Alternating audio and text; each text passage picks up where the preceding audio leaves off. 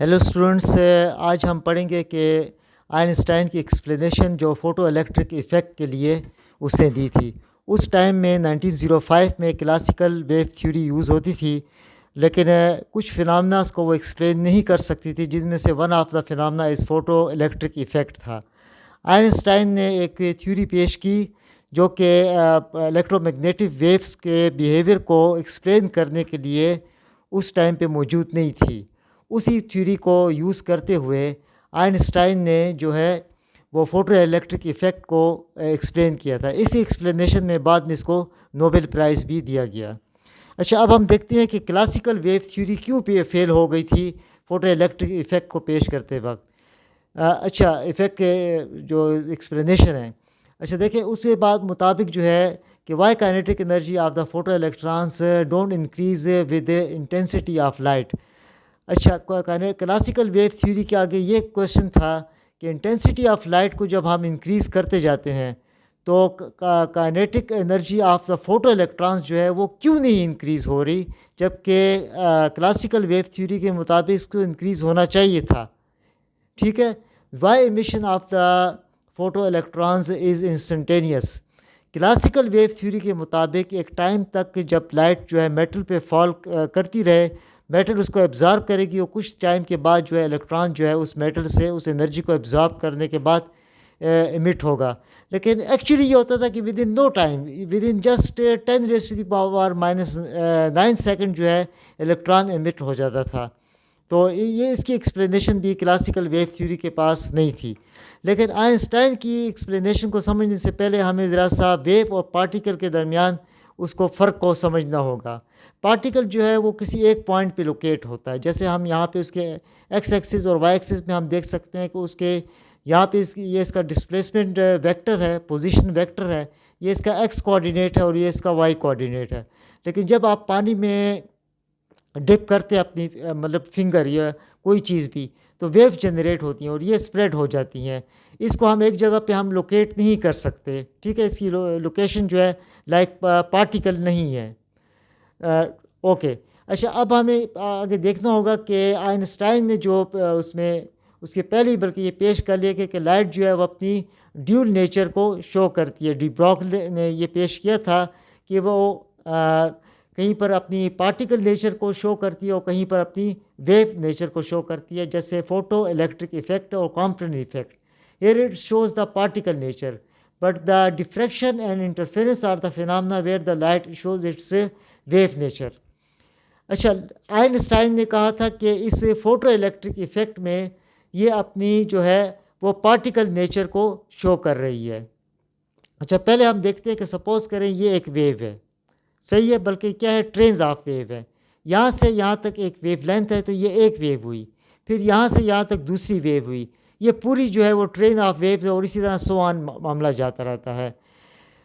Einstein ने जो words use किया था कि यहाँ उसने कहा था कि लाइट यहाँ अपनी वेव नेचर की बजाय पार्टिकल नेचर को शो कर रही है, और उसके लिए उसने फोटान का वर्ड यूज़ किया था। मतलब है कि light is behaving like particles and the each particle जो है वो हम या ईच फोटान जो है वो पैकेट ऑफ एनर्जी है। जिस तरह कि आप यहाँ पे देख सकते हैं कि is a composite of some waves. ठीक है, ये नंबर ऑफ वेव्स से कुछ भी हो सकती है, उसकी वेवलेंथ भी कुछ भी हो सकती है, फ्रीक्वेंसी कुछ भी हो सकती है, डिपेंड्स ऑन कि आप कौन सी एक्सरे यूज़ कर रहे हैं, गैमा रेस। तो इस तरीके से उसने ये इसको पार्टिकल की तरह इसने मतलब शो किया था। जब ये पार्टिकल जब वेव जो है बिहेविंग लाइक पार्टिकल जब वो स्ट्राइक करती है इलेक्ट्रॉन के साथ, within no time, just 10⁻⁹ second में अपनी एनर्जी जो है उसको ट्रांसफ़र करती है और ख़ुद डिसअपेयर हो जाता है फोटान। अच्छा, अब हम इसकी एक्सप्लेनेशन देखते हैं कि आइंस्टाइन ने कहा था कि एनर्जी ऑफ ईच फोटान जो है वो E is equal to H F होता है। H is the Planck constant and F is the frequency of the radiations और energy of the photon which is being used. Suppose करें कि हमारे पास x ray का एक फोटान है, उसकी फ्रीक्वेंसी F1 है। ठीक है, या फिर हमारे पास गेमा रे का एक फोटान है, उसकी फ्रीक्वेंसी F2 है। तो एक्सरे के फोटान के लिए हम लिखेंगे कि उसकी एनर्जी E1 है, इसकी इक्वल होगी, और गैमा रे के फोटान के लिए एनर्जी E2 होगा। तो इससे हमें पता लगा कि एक्स रे के फोटान की एनर्जी जो है वो गैमा रे के फोटान से जो होगी वो क्या होगी, डिफरेंट होगी। अच्छा, इसके बाद उसने जो आइंस्टाइन ने जो यूज़ किया था वो क्वांटाइजेशन ऑफ एनर्जी यूज़ की थी। मतलब सपोज़ करें कि अगर एक फोटान जो n की वैल्यू अगर हम 1 पुट करते हैं तो HF जो है वो किसी फोटान की एनर्जी आ जाती है, और फिर 2 पुट करते हैं तो एक और फोटान जो होगा उसकी एनर्जी जो है वो पहले वाले फोटान से क्या होगी, डबल होगी।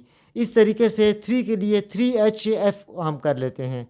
तो मतलब है किसी और रेडिएशन का जो फोटान होगा उसकी एनर्जी जो है 3HF होगी, या कोई और एनर्जी रेडिएशन है उसका फोटान की एनर्जी जो है वो 4HF हो सकती है। फॉर एग्जांपल रेडिएशन ऑफ या फोटान ऑफ एक्स रेज या फोटान ऑफ गेमा रेज या photon of ultraviolet rays या far infrared rays etcetera etcetera. अच्छा स्टूडेंट, यहाँ पे आपको एक बात समझना चाहिए कि क्वांटाइजेशन का क्या मतलब है। क्वांटाइजेशन का मतलब है जंप लगाना, मतलब है या तो उसकी एनर्जी HF होगी या 2HF होगी, इन दोनों के दरमियान में नहीं हो सकती। यानी ये नहीं हो सकता 1.5HF या 3HF होगी या 2HF होगी, 2.5HF नहीं हो सकती। बस ठीक है, मतलब integral multiple of this value होगा। अच्छा, अब हम ये करते हैं कि आइंस्टाइन की एक्सप्लेनेशन को देखते हैं। उसने कहा था कि अगर सपोज़ करें कि एक फोटान है, ठीक है, HF है, वो जब मेटल के ऊपर स्ट्राइक करेगा तो सिंगल फोटान सिंगल इलेक्ट्रॉन को क्या करेगा, इजेक्ट करेगा, और उसकी काइनेटिक एनर्जी जो है वो इसकी इक्वल होगी। वो किस तरह कि इलेक्ट्रॉन जब एक फोटान जो है जिसकी एनर्जी HF है, जब वो एक मेटल के साथ स्ट्राइक करता है तो उसमें से कुछ एनर्जी जो है वो यूटिलाइज हो जाती है, क्योंकि आपको पता है कि इलेक्ट्रॉन के दरमियान और न्यूक्लियस के दरमियान फोर्स ऑफ अट्रैक्शन है। तो इलेक्ट्रॉन को कुछ एनर्जी जो है वेस्ट करनी पड़ती है, उससे स्केप करने के लिए, मेटल से स्केप करने के लिए कुछ वेस्ट करनी पड़ती है, और बाकी जो रेस्ट ऑफ द एनर्जी है उसके साथ वो इलेक्ट्रॉन जो है वो इमिट हो जाता है। फॉर एग्जांपल ये 10 है, इसमें से 2 तो उसकी ज़ाया हो गई, और बाकी जिस काइनेटिक एनर्जी के साथ इलेक्ट्रॉन इमिट होगा वो 8 होगी। सही है। अब ये जो है इसको हम कहते हैं वर्क फंक्शन। ये वर्क फंक्शन जो है HF नॉट के इक्वल होता है। F नॉट क्या मतलब है कि उस फोटान की कम से कम फ्रीक्वेंसी F नॉट की इक्वल होनी चाहिए, which is different for each metal. मतलब है F नॉट की वैल्यू को वो मिनिमम फ्रीक्वेंसी क्या होनी चाहिए, वो डिफरेंट मेटल की डिफरेंट है। मतलब गोल्ड के लिए डिफरेंट है तो फिर आयरन के लिए वो डिफरेंट होगी। अच्छा, अब अगर हम यहाँ पे ये देखते हैं कि फॉर एग्जांपल कि इस ये जो यहाँ पे ये प्लस हो रहा था, इस साइड पे आकर क्या हो जाएगा, ये नेगेटिव हो जाएगा। तो काइनेटिक एनर्जी जो है ऑफ द इजेक्टेड इलेक्ट्रॉन जो है वो इसकी इक्वल होगा। सपोज़ करें कि अब हमारे पास एक फोटान है जिसकी एनर्जी एग्जैक्टली HF नॉट ही है। एक मेटल है जिसके लिए थ्रेशोल्ड फ्रीक्वेंसी क्या है, F नॉट है, और एक फोटान भी जो स्ट्राइक करता है उसकी एनर्जी भी HF नॉट ही होती है। तो हम यहाँ पे जब वैल्यू पुट करते हैं HF की जगह HF नॉट, क्योंकि अब फ्रीक्वेंसी ऑफ फोटान HF नहीं है, HF नॉट है, तो हमारे पास 0 आ जाएगी। इसका मतलब है कि कोई भी जो है इलेक्ट्रॉन इमिट नहीं होगा। काइनेटिक एनर्जी ऑफ इलेक्ट्रॉन 0 का मतलब है, और हमें पता है कि सिंगल फोटान जो है सिंगल इलेक्ट्रॉन को इमिट करेगा। आइंस्टाइन ने कहा था कि जब एक फोटान जो है इसके साथ स्ट्राइक करता है तो वो टोटली डिसअपेयर हो जाता है, और सारी की सारी जो है एनर्जी जो है एब्जॉर्ब हो जाती है बाय द इलेक्ट्रॉन। अलबत्ता कुछ एनर्जी उसकी वेस्ट हो जाती है in overcoming the force of attraction between the electron and the nucleus, and with the rest of energy it comes out from the metal surface. अच्छा स्टूडेंट्स, आगे हम ज़रा इसको भी डायग्राम को भी एक्सप्लेन कर लेते हैं जो आपकी बुक में शामिल है। यहाँ पे अगर आप एक कंसीडर करें, एक फोटान है जिसकी एनर्जी जो है EP है, उसकी वैल्यू जो होगी वो क्या होगी, H × F के बराबर होगी। ये जब फोटान इस मेटल के साथ स्ट्राइक करता है तो मेटल की डिफरेंट लेयर्स के अंदर इलेक्ट्रॉन होते हैं। चलो, ये एक इलेक्ट्रॉन यहाँ से इससे क्या होता है, इजेक्ट हो जाता है, उसकी ये एनर्जी जो है वो वेस्ट हो जाती है, और इस एनर्जी के साथ वो जो है इमिट होता है। HF - H ये फाई नॉट के इक्वल हो जाता है। ये कहाँ से आया, देखें ये इस फार्मूले के मुताबिक आया। ये यहाँ पे प्लस हो रहा था, इस साइड पे आके क्या हो जाएगा, माइनस हो जाएगा। ये याद रखें कि हम मैक्सिमम एनर्जी ऑफ इलेक्ट्रॉन क्यों कहते हैं। इसकी वजह है कि मेटल की डिफरेंट लेयर्स होती हैं। हो सकता है कोई इलेक्ट्रॉन अंदर हो, कोई मेटल की इस सरफेस के करीब हो, तो जब वो इमिट होगा जो अंदर वाला इलेक्ट्रॉन है तो उसकी ज़्यादा एनर्जी वेस्ट होगी due to the collision with the अलग इलेक्ट्रॉन्स और एटम्स। ओके, अच्छा इसको हम ज़रा ग्राफिकल उस पर देखते हैं। देखिए, अगर आप ये सपोज़ ये करें कि अभी हमने देखा था कि हम जितनी फ्रीक्वेंसी इंक्रीज़ करते जाते हैं, हमने पीछे फोटो इलेक्ट्रिक इफेक्ट भी देखा था, काइनेटिक एनर्जी भी हमारे पास क्या हो जाती है, इंक्रीज़ होना शुरू हो जाती है।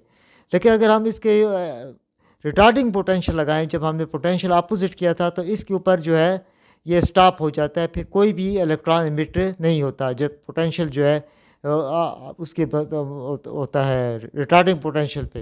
बहरहाल यहाँ पे अगर हम इस ग्राफ को अगर आप ड्रा कर लें तो ये जो है हमारे पास थ्रेश होल्ड फ्रीक्वेंसी है, कम से कम एक मैटर के लिए इतनी फ्रीक्वेंसी तो होनी चाहिए। आपकी बुक में यहाँ पे लिखा है कि slope is equal to H, Planck constant. ये देखते हैं हम किस तरीके से आ गया है। देखिए, अगर आप ये ग्राफ आप लें तो ये इसका जो है वाई एक्सिस है, क्योंकि आपको यहाँ तक आना पड़ेगा, और ये इसका एक्स एक्सिस है, और यहाँ पे ये जो कट कर रहा है ये यहाँ पे आपके साथ इस तरीके से आपके पास क्या आ जाएगा, वाई एक्सिस को यहाँ पे ये इंटरसेक्ट कर रहा है। ठीक है, तो इस स्लोप का ये वाई कंपोनेंट हो जाएगा और ये एक्स कंपोनेंट हो जाएगा। अगर आप वाई स्लोप का फार्मूला देखें तो आपको पता है delta Y over delta X की इक्वल होता है। डेल्टा वाई की वैल्यू क्या है, Y two minus Y one, X two minus X one हो जाएगी। अच्छा, अब अगर आप डेल्टा वाई देखें तो वो ये है काइनेटिक एनर्जी, और फिर यहाँ पे क्या है, वर्क फंक्शन। अच्छा, अब ये क्या आ जाएगा, Y two minus Y one, तो वाई वन की वैल्यू तो ये माइनस इंटू माइनस प्लस हो जाएगा, और फिर अगर आप देखें डेल्टा एक्स की वैल्यू तो ये पूरी जो यहाँ से यहाँ तक वैल्यू है ये एफ़ की इक्वल है। वो अलग बात है, यहाँ तक एफ़ नॉट है, लेकिन तो डेल्टा एक्स की वैल्यू एफ़ आ जाएगी। तो हमारे पास अगर हम यहाँ पे देखें कि स्लोप हमारे पास क्या आ जाएगा, इसके मुताबिक आ जाएगा। लेकिन अगर हम अपने फार्मूला को देखें, इसको एडजस्ट करें, तो हमारे पास एच जो है वो किसकी इक्वल आ जाता है, इस वैल्यू की इक्वल आ जाता है। इसका मतलब है कि हमारा स्लोप जो है वो एच की इक्वल हो गया। इसका इस तरीके से मैंने आपके जो बुक में जो डायग्राम था उसको मतलब है मैंने आपको एक्सप्लेन कर दिया। ओके, नेक्स्ट मैं आपको मतलब है डिफ्रैक्शन और इंटरफेरेंस के ऊपर कमिंग वीडियोस में आपको बताऊंगा। ओके।